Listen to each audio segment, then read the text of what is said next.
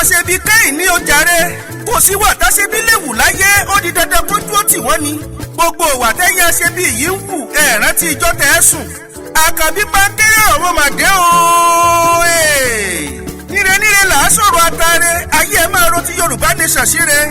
ẹ̀rí bójúṣe ti Buhari níbi ìpàdé UN nílùú òyìnbó kò lè sọ̀rọ̀ nípa Yorùbá Nation ẹ̀yin UN kílẹ̀ ń wò ó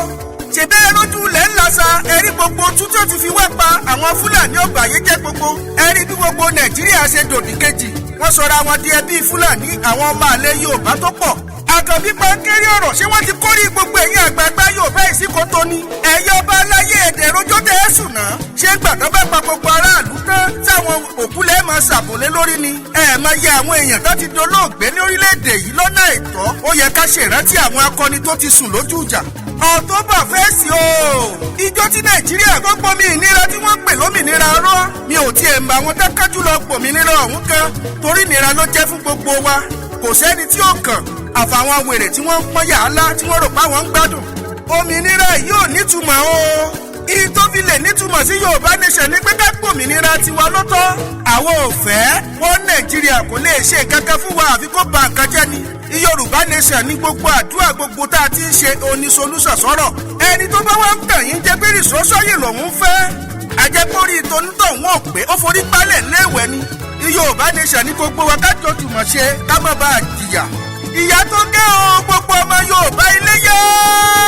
arílélógún lọ́nà odò gbogbo èyí tẹ́ wà ní diaspora ẹ kú iṣẹ́ takuntakun ṣùgbọ́n October 1st yìí ẹ jẹ́ ká fi ìwúnú wa hàn ká sì jẹ́ ká mọ̀ wípé ìṣekúpani tó gẹ́ lórílẹ̀‐èdè yìí àfi tá a gbọ́ pòmìnira gbogbo àwọn akọni tó ti lọ náà ẹ jẹ́ rántí wípé ká bọlá fún gbogbo wọn ní October 1st tí ó máa wáyé ní London àti lamẹ́ríkà gbogbo àgbáyé pátá ẹ kóra yí jẹ́ wọṣọ dúdú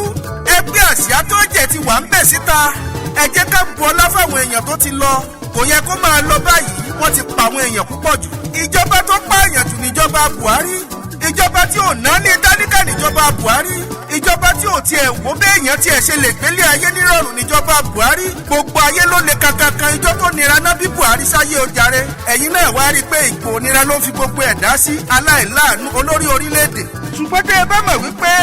a fẹ́ jàjàbọ́ nínú ìjà yìí ẹ má fi wá wé ẹ̀yà kankan Yorùbá Nation dádúró láyé ọ̀tọ̀ ẹ wo gbogbo rálì tá a ti ṣe pístù ló bá dé ojàre àwọn ò kì í ṣe ẹ̀yà tó ń ṣe jàgídíjàgan ẹ̀yà Yorùbá ló kọ́kọ́ torílẹ̀-èdè ẹ̀yà Yorùbá ló la gbogbo àwọn èèyàn lójú bá ṣe torílẹ̀-èdè kò sí rọ́ńbẹ́ ojàre ẹ lọ wèwé ìtàn àwa la gbòmìnira wá àwa la pe Yíbò àtàwùsá pé kó máa bọ̀ ká wà nínú ìṣọ̀kan wọ́n rò pé yóò pé wa ni Yorùbá Nation no going back olóyè Sunday Igboho ọlọ́wọ́n bá mi ó yọ ọ́ kò nínú ewu yìí wàá sì bọ́ kò nínú tí wọ́n rò pé ó máa ṣẹlẹ̀ ó jàre ohun rere ni ó padà ṣẹlẹ̀ sí olóyè Sunday Igboho ara àwọn akọni ìgbàanì fún Yorùbá tí ò gbọ́dọ̀ gbàgbé gbogbo àwọn èèyàn tó kú fún lójú ìjà ní gbàgbé wọn láéláé torí pé hero wa ni wọ́n jẹ́ wọ́n sì ṣe takuntakun ọlọ́run bá mi ó pín yín lérè Yorùbá Nation no going back àkọ́gbá wọlé Yorùbá Nation sì ń lọ láìpẹ́ lẹ́jìnà àgbà referendum tí gbogbo yín ó dúró wámwám ẹjẹ́ àṣètò òdìbò yín ní wọ̀rọ́wọ́ ojàre ẹ sì bẹ̀rẹ̀ sí ṣàwíánẹ́sì fáwọn èèyàn tí wọn ò tí ì gbọ́ wípé no going back Yorùbá Nation làádùó tì ó sì pa àwọn méjì ní DSS ọ́fíìsì ojàre lédíkè àtọkùnrin kan ẹ jọ̀wọ́ ẹ fi sílẹ̀ ẹ fi gbogbo àwọn èèyàn wá sílẹ̀ ó ti tó gẹ́ ẹ̀rí kankan sọ nípa wọn ẹ fẹ́ dìklẹ́ wọn ní tẹ́rọ́rìsì kò lè ṣeé ṣe ṣẹ́yìn náà ráwọn tẹ́rọ́rìsì tó ń gbébọn kiri ìlú tí wọ́n ń pa àwọn èèyàn sóko dìklẹ́ àwọn ní tẹ́rọ́rìsì tó yẹ kẹ́ ẹ máa fi yàjẹ̀yà kan kẹ́ẹ̀sì rò pé ń gbádùn ọlọ́run bó padà bí yín ẹ̀tọ́ àwọn èèyàn wálẹ̀ ní DSS ọ́fíìsì ojàre Yorùbá Nation ní o